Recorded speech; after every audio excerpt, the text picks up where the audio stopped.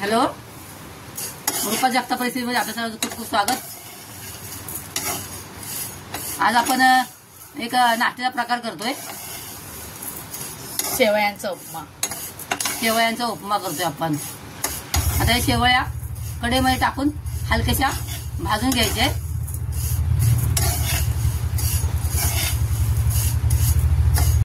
आपल्या शेवया भाजून झालेल्या आहेत. आता या कढईमध्ये थोडंसं तेल टाकायचंय, 2 चमचे. गरम झाले आपलं. आता त्यामध्ये आपण 1 चमचा राई टाकायचे. राई चांगली तडतडली म्हणजे त्यामध्ये जिरे टाकायचं थोडंसं.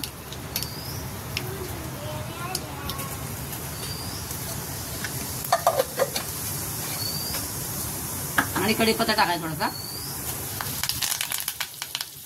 कढीपत्ता तडतडला म्हणजे त्यात कांदा टाकायचा आणि मिरची टाकायची.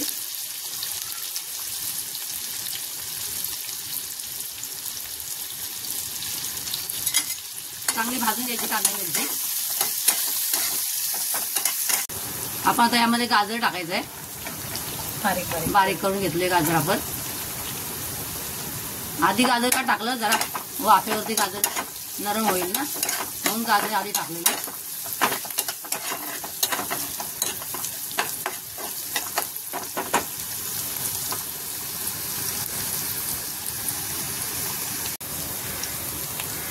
मग टोमॅटो टाकायचं त्यामध्ये.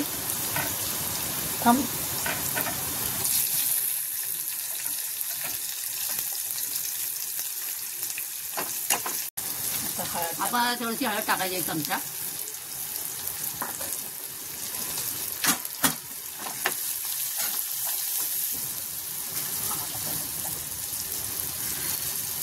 आणि आपण हे हिरवे वाटाणे फ्रोझन करून ठेवलेले वाटाणे याचे.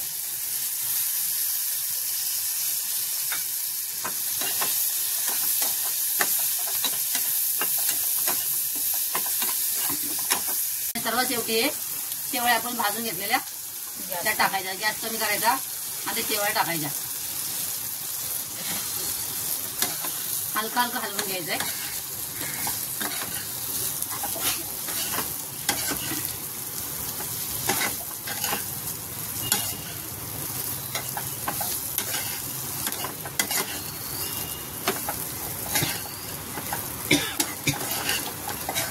छान एकजीव करून घेतल्यानंतर त्यामध्ये आता आपण चवीप्रमाणे मीठ टाकायचं. त्यामध्ये 1 चमचा मीठ टाकलेलं आहे. मीठ पण छान एकजीव करून घ्यायचं.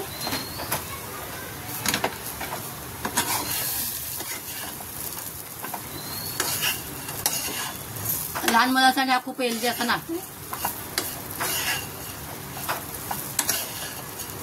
गव्हाचे शेवळे असतील तर अजून उत्तम.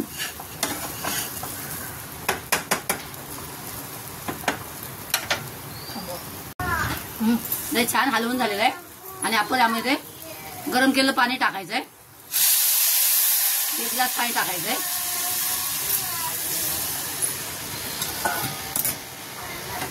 यामध्ये गरमच पाणी टाकायचं, थंड पाणी टाकायचं नाही.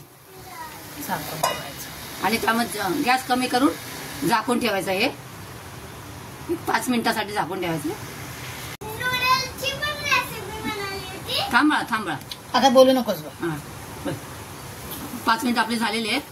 बघा, सुंदर अशा छान सुक्या आपला शेवयांचा उपमा तयार झालेला आहे. गॅस बंद.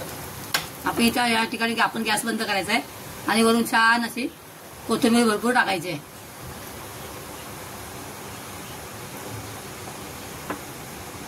मग शेवयांचं सुटसुटीत शेवया झाले बघा. सुटसुटीत एकदम झाले, मोकळ्या एकदम सुंदर झाले बघा शेवया.